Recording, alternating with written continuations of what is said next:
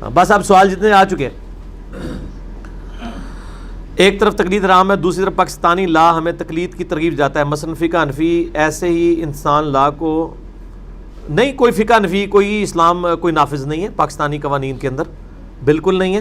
فقہ حنفی کی کتنی خلاف چیزیں ہیں. جب طلاق کے مسئلے میں ہمارا جو پاکستان کا قانون ہے وہ فقہ حنفی کے خلاف ہے. آپ کو کس نے کہہ دیا فقہ حنفی نافذ ہے؟ کوئی نافذ نہیں ہے. فقہ حنفی میں تو ایک وقت میں 3 طلاقیں 3 ہوتی ہیں، پاکستان کے قانون میں نہیں ہوتی ایک وقت میں 3 طلاقیں، آپ دے ہی نہیں سکتے. ٹھیک ہے نا جی. اور جو 1 طلاق بھی نہیں وہ دینے دیتے، وہ کہتے ہیں کٹھی لکھ کے دیں اور یہ ہوگا، بڑے اس میں چکر ہیں. فقہ حنفی کوئی نافذ نہیں ہے. وراثت کے قوانین بھی. ہاں جی، اور سوال کریں جی. قرآن و حدیث کو دیکھنا ہے آپ. پاکستان میں کیا ہو رہا ہے، وہ ہم جو ہے وہ قوانین جو قرآن و سنت سے ٹکراتے ہیں، وہ آپ تعلیم ضرور حاصل کریں، ان کو اسٹیبلش نہ کریں. ظاہر ہے آہستہ آہستہ ہی میرے بھائی تبدیلی آئے گی، اس طرح ایک دن میں تبدیلی نہیں آئے گی. اس کو آپ سمجھیں. صحیح بخاری میں حدیث ہے. مجھے بتائیں سود کب حرام ہوا تھا؟ غزوہ بدر سے پہلے سود کی حرمت کے اوپر آیات آ چکی تھی. فتح مکہ پہ صحیح بخاری میں آ رہا ہے کہ نبی علیہ السلام فرماتے ہیں سب سے پہلے میں اپنے چچا کا سود معاف کرتا ہوں. تو چچا جو ہے وہ 6-7 سال سود کیوں کھا رہا تھا؟ آلٹرنیٹو سسٹم نہیں آیا ہوا تھا. تو گریجولی چیزیں آتی ہیں. یہاں پہ بھی آپ نے کوئی مطلب ڈنڈے کے زور کے اوپر تو کوئی چیز نہیں کرنی ہے.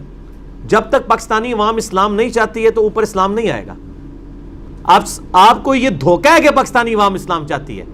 آپ آج ریفرینڈم کرا لیں کہ کیا ایسا قانون بنایا جائے کہ پاکستانی مرد داڑھی ضرور رکھیں ورنہ ان کو جواب نہیں دی جائے گی، تو کیا خیال ہے؟ تو آپ کیوں کہتے ہیں کہ پاکستانی عوام اسلام چاہتی ہے؟ کوئی نہیں چاہتی ہے.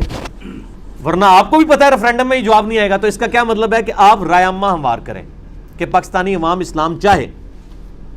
تو جو اسلام نہیں چاہتی اس کے اوپر زبردستی کا اسلام نافذ نہیں کر سکتے آپ، ورنہ نقصان ہوگا، الٹا نقصان ہو جائے گا. زبردستی کا اسلام تو نہیں ہوگا. یہ لوگوں کو بڑا شوق ہے جی سلطہ ہمارے ہاتھ میں آ جائے حکومت تو ہم یہ کر دیں گے وہ کر دیں گے. کیسے کریں گے میرے بھائی؟ کچھ بھی نہیں کریں گے. جن کے ہاتھ میں حکومتیں آئی ہیں وہ بھی کچھ نہیں کر سکے جب تک برائی کو خود سے نہ جڑ کے اکھاڑ کے پھینک دیا جائے. اس طریقے سے نہیں ہو سکتا. ہر بندے نے خود فیصلہ کرنا ہے. اسی طریقے سے آپ ریفرینڈم کرائیں. پاکستان میں 50% عورتیں ہیں نا آلموسٹ، کہ آپ کہیں کہ جی ہم ریفرینڈم کرا رہے ہیں کہ کالج میں اسی لڑکی کو داخلہ دیا جائے گا جو چہرے کا نقاب کرے. چلو چہرے کا نقاب تو ذرا مشکل ہے، حجاب کرے اور بال کھولے نا. آپ دیکھ لیں کتنے % ووٹ اس کے حق میں آئیں گے. اور یار ہماری پنجاب حکومت نے کچھ عرصہ پہلے یہ کہا کہ جو بچی حجاب کر کے آئے گی اسے 5 نمبر فالتو دیے جائیں گے. ٹی وی پہ سارے پیڈ اینکر جتنے آگے بیٹھے ہوئے ہیں ساروں کے اندر کی غلاظتیں باہر آنا شروع ہو گئی اسلام کے خلاف. آپ کیا بات کرتے ہیں؟ کوئی حق میں نہیں بولا، ساری خلاف بولے ہیں. میں تو ترس گیا کہ کوئی ایک بندہ بھی جرت کرے.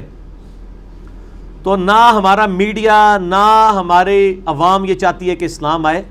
اس لیے پھر بہتر یہ ہے کہ اسلام لانے کی بجائے پہلے ان کو مسلمان کرنے کی کوشش کریں، رائے عامہ ہموار کریں جو ہم کرنے کی کوشش کر رہے ہیں. زبردستی سے کچھ نہیں ہونا. ٹھیک ہے جی. زبردستی کے اسلام کا کوئی فائدہ نہیں. میں اکثر کہتا ہوں کہ آپ بریلویوں کو ایجوکیٹ کریں کہ وہ مزارات خود توڑیں. کوئی مزار پاکستان میں نہیں ٹوٹنا چاہیے جب تک بریلوی اپنے مزارات بنائے ہوئے خود نہ توڑ دیں. اتنے وہ ایجوکیٹ ہوں. جیسا کہ مشرکین عرب سے نبی علیہ السلام نے ان کو اسلام میں داخل کیا، انہوں نے بت توڑے تھے. حضرت خالد ابن ولید جو بتوں کے سب سے بڑے ڈیفینڈر تھے، فتح مکہ والے دن اگے وہ سارے بت پان رہے سن. ٹھیک ہے نا. تو میں اکثر کہتا ہوں کہ دیکھو اللہ تعالیٰ نے سب سے سخت بندہ جو اسلام کے خلاف تھا خالد ابن ولید رضی اللہ تعالیٰ عنہ، 19 سال تک کافر رہے ہیں. نبی علیہ السلام کے اعلان نبوت کے بعد کتنے سال؟ 19، ایک کم 20.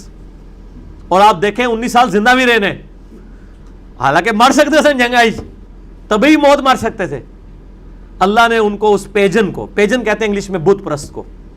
آج جا کے آپ گوگل پہ خالد ابن ولید کا تعارف لکھیں نا تو گوگل آپ کو بتائے گی، ورلڈ جو انسائکلوپیڈیا ہے، کہ ایک پیجن شخص تھا 19 سال دین اسلام کا مخالف رہا اور پھر وہ اسلام میں داخل ہوا اور اس نے رومن اور پرشین امپائر الٹ دی جا کے. 100 جنگیں لڑی ہیں اپنی زندگی میں، ایک جنگ بھی نہیں ہاری. There is no other general in the history of humanity.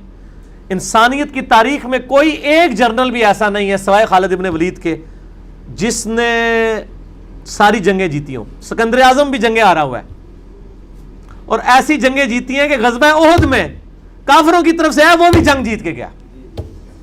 نبی علیہ السلام کے دانت شہید ہوئے خالد ابن ولید کی وجہ سے، اور حضور کے لیے آپ علیہ السلام کی مبارک زبان سے دعائے ضرر یعنی بددعا نکل گئی خالد کے لیے، اور قرآن میں آیا کہ نبی علیہ السلام آپ کو کوئی اختیار نہیں ہے، اللہ چاہے تو ان کو ہدایت بھی دے سکتا ہے۔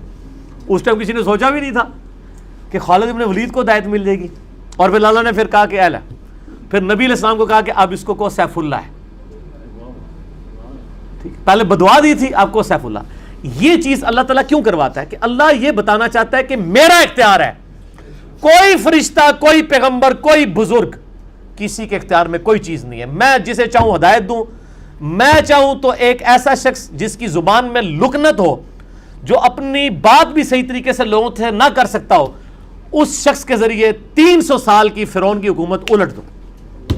موسیٰ رضی اللہ تعالیٰ عنہ وعلیہ السلام، سیدنا موسیٰ علیہ السلام، ٹھیک ہے جی، میں چاہوں تو ایک ایسا شخص جس کو کوئی دائی لینے کے لیے تیار نہ ہو، یتیم ہو، اس کے ذریعے میں رومن اور پرشین امپائر کی ہزاروں سال کی حکومتیں ختم کروں، اور ایسی ختم کروں کہ دوبارہ کبھی مذہبی جبر نہ آئے۔